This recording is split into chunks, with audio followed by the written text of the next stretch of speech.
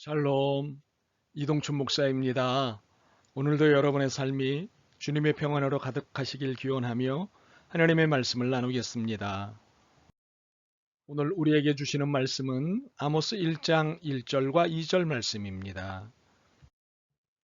유다 왕 우시아의 시대, 곧 이스라엘 왕 요아스의 아들 여로보암의 시대, 지진전 2년에 드고와 목자 중 아모스가 이스라엘에 대하여 이상으로 받은 말씀이라. 그가 이르되 여호와께서 시온에서부터 부르짖으시며 예루살렘에서부터 소리를 내시리니 목자의 초장이 마르고 갈멜산 꼭대기가 마르리로다. 아멘. 아모스 1장 1절과 2절 말씀으로 하나님의 소리라고 하는 제목의 말씀을 나누도록 하겠습니다. 아모스가 예언자이긴 했지만 그는 드고아촌에서 활동하던 목자 출신이었습니다. 그런 그가 어떻게 주변 국가에 감추어진 현실을 알 수 있었을까요? 또한 미래에 일어날 일을 어떻게 정확하게 알 수 있었을까요? 무슨 특별한 능력을 보유했기 때문일까요? 아닙니다. 그는 하나님이 보여주시고 들려주시는 대로 선포했을 뿐입니다. 이것이 촌 출신의 목자였던 그가 할 수 있는 전부였습니다. 그런데 이것이 예언자가 될 수 있는 최상의 조건이자 예언자의 특징임을 알 필요가 있습니다. 이것은 왕적이었던 이사야만이 아니라 목자 출신인 아모스도 시골의 장로 출신인 미가도 예언자로 쓰시는 이유입니다. 그러므로 예언자를 달리 표현하면 전달자입니다. 하나님이 보여주신 것, 들려주신 것을 말하는 사람입니다. 그들에게 필요한 것은 오직 순수함과 열정입니다. 보고 들은 것을 그대로 전하는 순수함과 열정을 가진 사람이 예언자입니다. 이것이 구약 예언자들의 조건이었다면 오늘의 예언자들의 조건은 무엇일까요? 하나님은 예언서를 통해 감동받는 모든 이들을 예언자라고 선언하시는 것입니다. 우리는 하나님의 말씀을 보고 있기 때문입니다. 그리고 듣고 있기 때문입니다. 그것도 구약의 예언자들처럼 직접 말입니다. 그러므로 여러분 모두 예언자이십니다.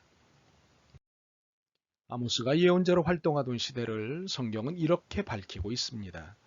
유다 왕 우시아의 시대, 이스라엘 왕 요아스의 아들 여로보암의 시대, 이 두 왕이 통치하던 시대의 정치 경제적 상황은 소위 황금기였습니다. 물질적 능력 면에서나 경제적 번영 면에서나 영토의 넓이 면에서 최고점에 도달했던 이스라엘 역사의 황금 시대였습니다. 여로보암 2세와 우시아는 주변의 적국들을 굴복시키고 영토를 확장하고 자신들의 정치적 영향력을 자신들의 국토 너머로 끼치고 있었습니다. 이런 정치 외교적인 성공은 국내적으로도 평안과 부를 가져왔습니다. 그러니 그 누가 이 시대를 하나님의 심판 아래 있는 시대라고 생각할 수 있었겠습니까? 아모스도 예언자가 되기 전까지는 전혀 생각하지 못한 일이었습니다. 그 시대의 종교도 그것을 알아채지 못했습니다. 누가 번영을 하나님의 은혜라고 말하지 않겠습니까? 사람들은 하나님을 부르고 있었고 열심히 종교 생활했고 그들은 성소를 찾아다니며 예언자들에게 조언을 구하고 많은 것을 제단에 드렸습니다. 그러니 어느 누구도 자신들에게 엄청난 문제가 있다는 사실을 알지 못했던 것입니다. 그러나 오직 하나님만이 그들의 실상을 보고 계셨습니다. 지도자들은 무슨 수를 써서라도 금고를 채우고 최고로 호화롭게 먹고 놀았습니다. 이렇게 되자 정의는 굽어지고 힘없는 사람들은 착취되고 팔려갔습니다. 예배는 장엄했고 사람으로 가득 찼으나 오직 형식뿐인 예배, 자신의 부귀영화를 바라는 예물만 있는 예배였습니다. 의도 없고 자비도 없는 그런 예배였습니다. 하나님이 결코 받지 않으시는 예배였습니다.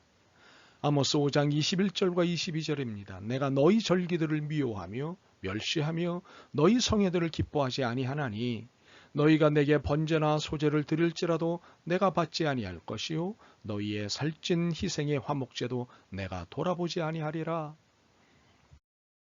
참으로 유다 왕 우시아의 시대, 이스라엘 왕 요아스의 아들 여로보암의 시대를 살고 있던 모든 이들은 착각에 빠져 있었던 것입니다. 오직 자신들의 외적 성공만 보았을 뿐 주변을 보지 못하였습니다. 자신들의 심령을 보지 못하고 자기 사회 내부에 있는 고통받는 사람들을 보지 못했거나 외면했습니다. 무엇보다도 하나님을 바르게 보는 것에 전적으로 실패했습니다.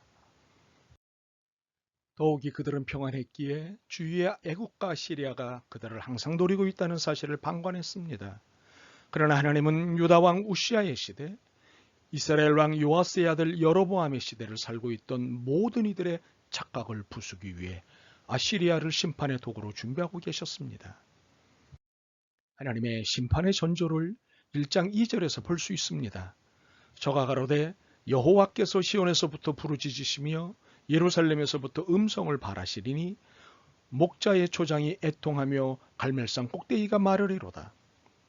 목자에서 예언자로 사역을 시작한 아모스가 첫 번째로 내놓는 단어가 무엇인지 주목할 필요가 있습니다. 왜냐하면 이 단어는 우리의 삶과 신앙의 시작이기 때문입니다. 자, 무엇입니까? 여호와께서입니다. 모든 것의 시작이요, 과정이요, 결론이신 여호와가 아모스 예언자가 사용한 첫 번째 단어였습니다. 더욱이 모든 것의 주체가 여호와란 것을 여호와께서라는 주어를 사용함으로 선언한 것입니다. 이는 자신의 모든 말로는 여호와의 것이라는 것을, 그리고 자신은 여호와께서 들려주시고 보여주신 대로 말함을 선언한 것입니다. 우리는 하나님이 들려주시고 보여주신 대로 살고 말해야 하는 사람입니다. 이것이 신앙입니다. 여호와를 소개하면서 아모스는 유명한 장소 셋을 소개합니다. 시온, 예루살렘, 갈멜산입니다. 시온은 하나님의 보좌를 상징하는 장소입니다. 예루살렘은 지상에서 이스라엘 백성들이 하나님을 만나는 도시로서의 상징입니다. 갈멜산은 하나님의 강력한 역사가 일어나는 상징적 장소입니다. 그런데 이 세 장소 중 두 장소에서 하나님의 부르짖음이 나타나는 것입니다. 시온에서부터 부르짖으시며 예루살렘에서부터 음성을 발하시리니, 이것은 조용한 소리가 아니라 사자의 울부짖음과 같은 소리입니다. 왜냐하면 하나님의 분노가 표현되고 있기 때문입니다. 하나님의 백성이라 자처하는 이스라엘은 하나님에 대해 안일하게 생각했습니다. 보호자, 축복자, 아버지로만 생각하고는 모든 일을 하나님의 이름을 이용해 자기들의 편리만을 추구했던 것입니다. 결국 불의를 저지르면서도 정의라고 주장하고, 부당한 수입으로 예물을 드리면서도 떳떳하고, 건성으로 예배를 드리면서도 거룩한 척하는 등의 거짓 예배자가 되어버리고 만 것입니다. 이에 대해 하나님은 보호자가 아닌 공격자로, 축복자가 아닌 심판자로, 아버지가 아닌 사자로 그들에게 부르짖으신 것입니다. 그리고는 그 부르짖음에, 그 분노에 천지가 어떻게 되는지를 갈멜산과 초장들이 말라 고통당하는 것을 통해 보여주시는 것입니다. 마른다는 것은 죽는다는 것을 의미합니다. 그러므로 이들을 향한 하나님의 무거운 심판을 예고한 것입니다.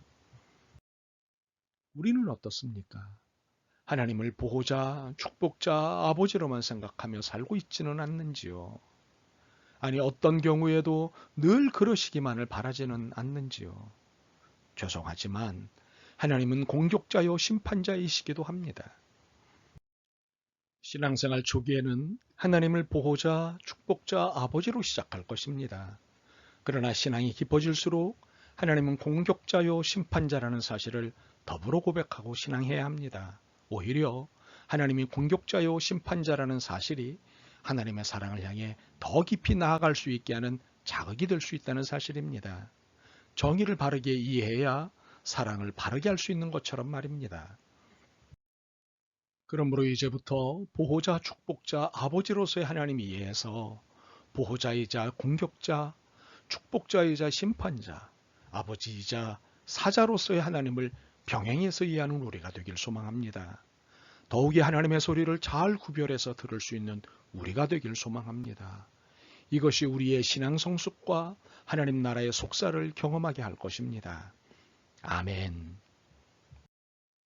주님, 그동안 주님을 저희들의 편리와 편의에 의해 이해하고 이용했습니다. 물질을 증대시키고 권력을 확보하는 데 이용했습니다. 주님, 용서하옵소서. 하나님이 심판자이심을 놓치지 않겠습니다. 경건한 두려움인 경외심으로 신앙생활을 하겠습니다. 도와주옵소서.